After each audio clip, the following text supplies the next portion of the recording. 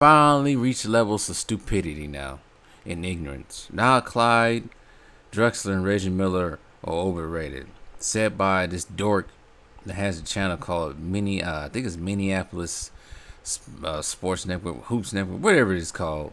Just an absolute clown. These people need to put faces to what they say. But anyways, yeah, Clyde is now overrated, and he's a plumber. Okay, all right. So since the other video, the engagement with my other video, Ben Wallace versus Draymond Green, had some engagement, I'm gonna do another one. Clyde was no slouch. Just a little history for the young ones, because I know I have some young ones that are below the age of 20, or even below the age of 25. They need a history lesson, a quick history lesson, because I'm not going to go too quick over that. Probably need another video to go over Clyde's whole entire career. But Clyde was the man in Houston, along with Hakeem Olajuwon. Both of them went to Houston during the time. Clyde was drafted in a 1983 first round, 14th overall pick to the Portland Trail Blazers. His first year, his rookie year with the Portland Trail Blazers, yeah, it wasn't good to standards. But his sophomore year and pretty much beyond that, Clyde made a name of himself, becoming probably, some might even consider, the second best shooting guard for most of the 80s and 90s. Portland Trail Blazers was always in the mix of everything in the West, but they just couldn't get past certain teams like the Lakers, of course, mainly the Lakers, always the Lakers. Eventually, they did get to the NBA Finals in the 1990s, where Clyde averaged 23 points a game in those finals, but they would lose to the eventual champion Detroit Pistons, completing the Pistons two-peat, but that was squashed the next year, with Jordan winning with the Bulls. For most of Clyde's career in Portland, points-wise, because everybody's always worried about points, he went from 7.7 points a game his rookie season to 17.2 to 18.5 his third season, then 21, and he had his career high in points in the 88-89 season, averaging 27 points a game, 7 rebounds, 5 assists, and 2 steals, while shooting 26. Yeah, he did shoot 26% from three, but of course the three-pointer was not cherished like it is now. But his field goal percentage overall that year was a whopping 49%. Now, Clyde was not a three-point shooter. I actually think he went into the league not being able to shoot, but he was not a great three-point shooter coming into the league.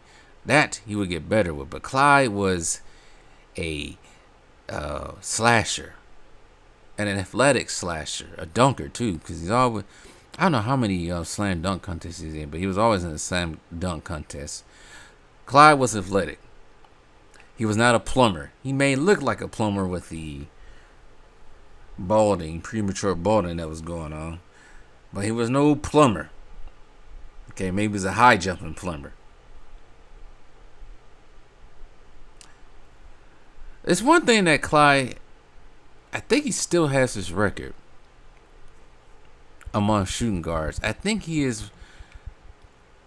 Let's see here. I'm trying to look for that right quick.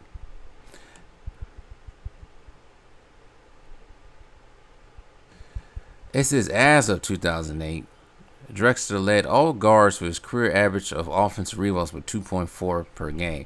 Yeah, I don't even think that's even. I don't even think that's even going to be broken, because these dudes don't get rebounds these days and get out rebounded like crazy.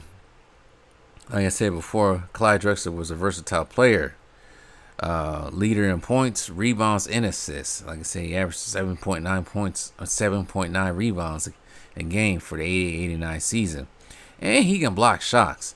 I think it was through the 92 finals.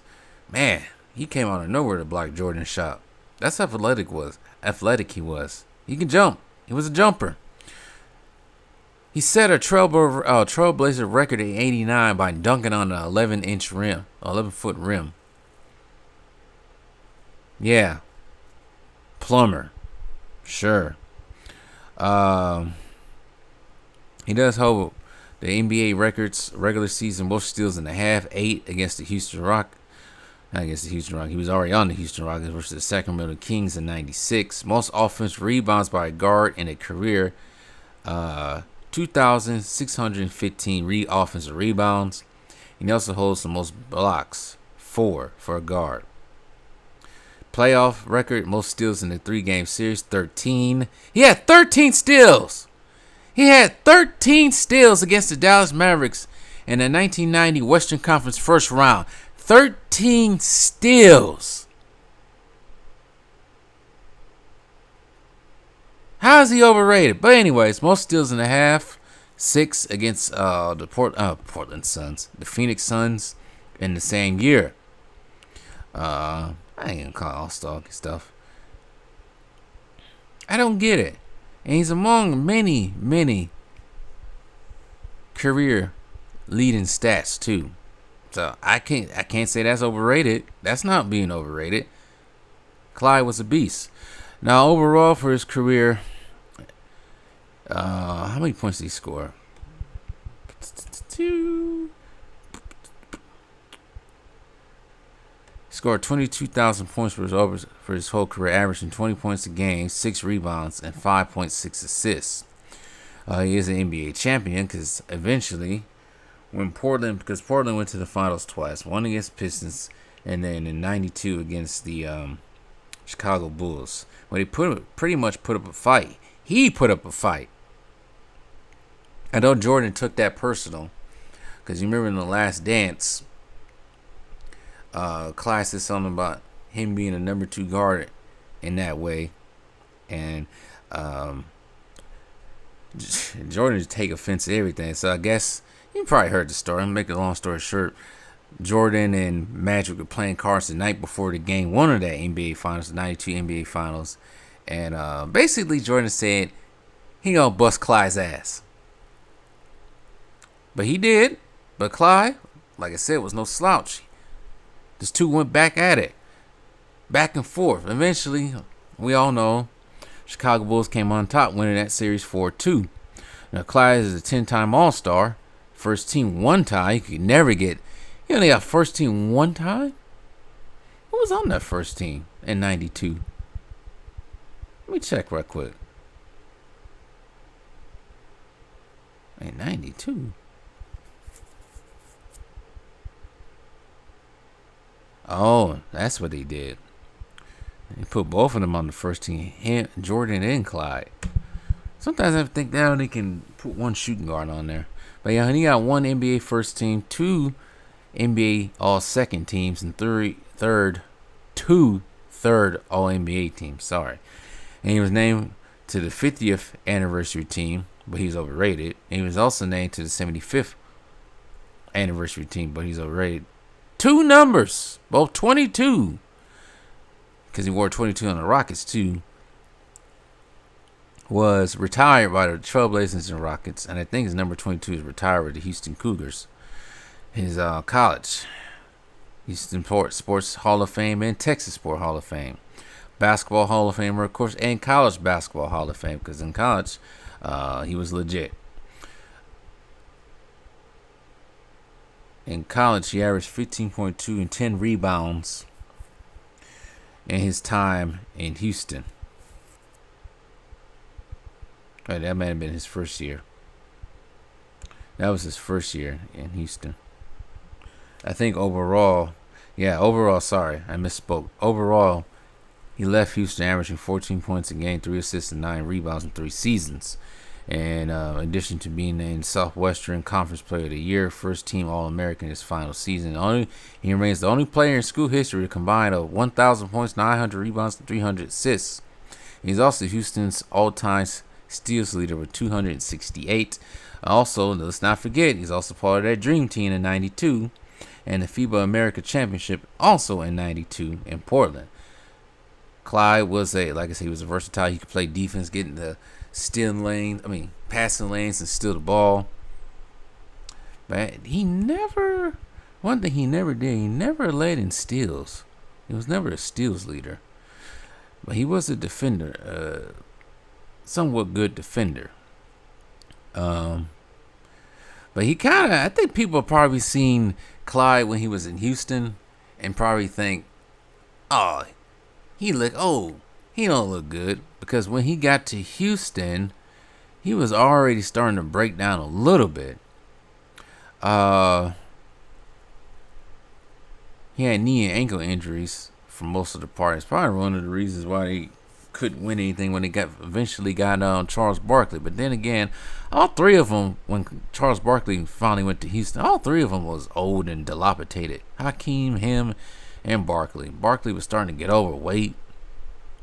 The injury started piling up for both. They just couldn't do anything. But at the time of his retirement from the Houston Rockets, Drexler was one of the three players in NBA history with 20,000 points, 6,000 rebounds, and in his 15 seasons in the league, he never missed the playoffs.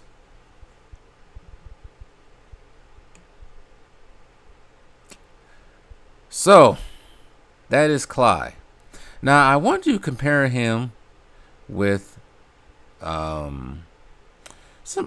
you could call, I don't know if you can call it his equal now, but let's say it's his equal for now, just for the sake of this video.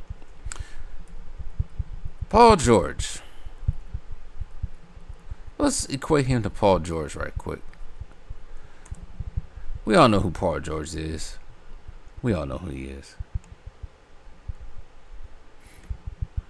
Drafted first round, 10th overall pick in 2010. Selected by the Indiana Pacers out of Fresno State.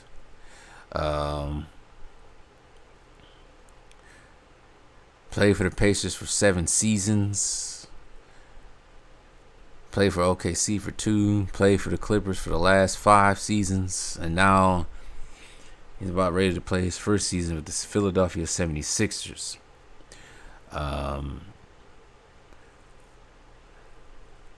Reason why I compared him to Clyde, they're quite similar. They both can play the shooting guard and small forward position, right? They both around the same height. Clyde was 6'7". Paul George is 6'8". They were both, I can't say, they played at mid-tier Division I schools at the time. Houston wasn't really one of the big power, well, not big powerhouses, but one of the bigger schools that everyone knows about. Fresno State ain't that either. Fresno State wasn't that either. I didn't hear much because me and Paul George both graduated the same year, 2008, and I didn't hear much about Paul George, even though I was out in Riverside and he was up in Palmdale, but I didn't hear too much about him. Like, the people that was making a big deal about for the class of 2008 was Drew Holiday and DeMar DeRozan. I think the other one was Malcolm Lee. Played at UCLA. I think he played at Riverside. I want to say he played at the same school Reggie Miller played at. I think it was Riverside North or Riverside something like that.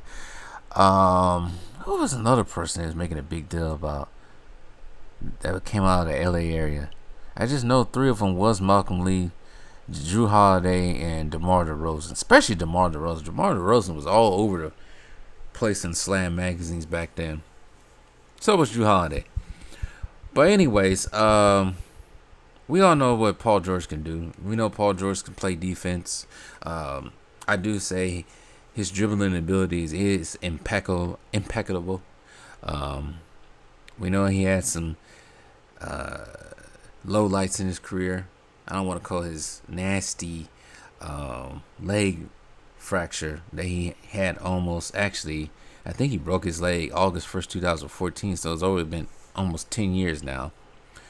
But Paul George, man, I try to give him a benefit of doubt sometimes. But he lets me down, man. This past year, he let me down. He was shooting bricks against the Dallas Mavericks. We all know his name is Playoff P, but he's been Pandemic P. It was Pandemic P this past playoffs. But you do gotta give him credit for at least getting the Los Angeles Clippers to the Western Conference Finals and coming 2 games away from getting to the NBA Finals without Kawhi Leonard 3 years ago. We don't know Paul George is a 9-time All-Star. He was also named to 1 first team, All-NBA first team, named to 5 All-NBA third teams. Now, this is something that Clyde did not do. Paul George is a part of 2 All-Defensive first teams, 2 All-Defensive second teams. Rookie team as well, and also most improved player and also NBA steals leader in 2019.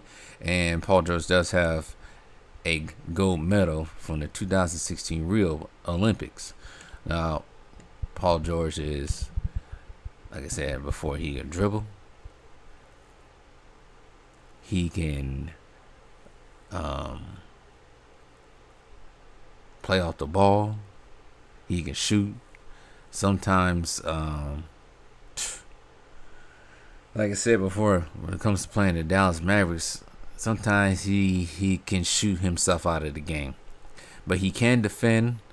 Now, as far as having athleticism between Clyde and Paul George, you probably gonna say they both are probably about the same, almost.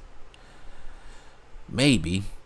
But in terms of Paul George's career, we all know when he was in Indiana, they played the Heat twice, back-to-back years, but couldn't win. During those 2 years when he played the Heat, he averaged 19 a game and then 22 a game in those playoffs. After that, he missed 2015 because he was injured. Then he went back to the playoffs in 2016. Played in 7 games, but got whooped. Who did he play in 2014? 2017?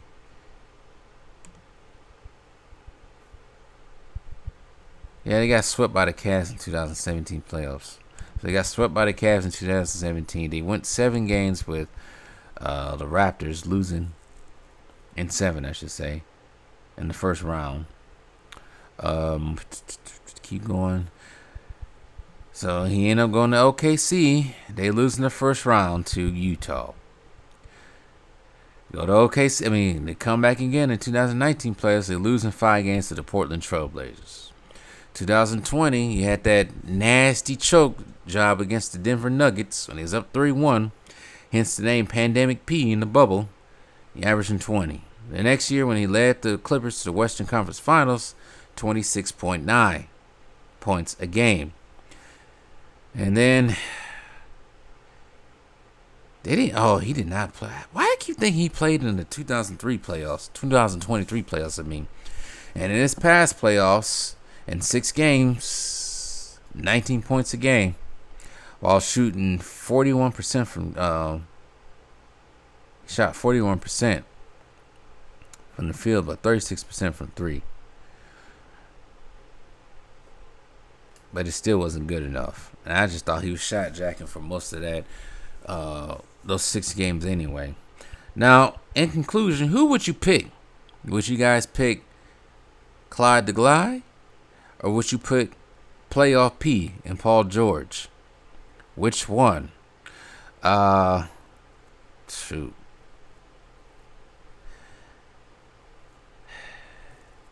I don't know, man. You have to look at it like this. You got to think what was going on.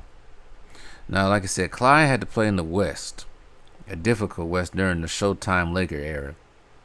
He did get to the finals, leading the team against the Pistons, but they lost. He got to the finals again 2 years later against the Bulls, and you went up against the GOAT and you lost. Eventually, he is traded to Houston, and they finally get a ring with Hakeem. You look at Paul George. Paul George has been a part of, I can't count Indiana's super team, but you've been part of the OKC super team with Carmelo and Westbrook. You failed, couldn't get out of the first round. And then you join another super team somewhat with the Clippers. Eventually, they do get Westbrook and Harden, and you still fail because one person can't keep his knees from getting hurt all the time. I had to give a slight edge to Clyde simply because of the body of work. I think eventually Paul George will become a Hall of Famer. I don't think first ballot, but eventually he will. Clyde was no doubt a first ballot Hall of Famer. There's no question there. I just had to go with Clyde slightly because Clyde didn't have to play on super teams. Eventually he did, but that was an old ass super team that couldn't do anything with Barkley and him. And now he's playing on Paul George is playing on another super team with the Philadelphia 76ers. And you got one guy calling himself the GOAT, but he's sitting on the bench looking stupid in the Olympics right now. And then you got another rising star that it just plays, but I don't know if he'll be be enough. Then it just keep putting Paul George with chokers. And I say Kawhi was a choker, but Kawhi was undependable. He did put him with James Harden. That is a choker. But Kawhi he's not dependable because of his injuries. And now he's putting him with Joel Embiid. But anyways, who you guys picking, Clyde or Paul George? Tell me what you guys think in the comment section. Sorry for being long-winded in this video.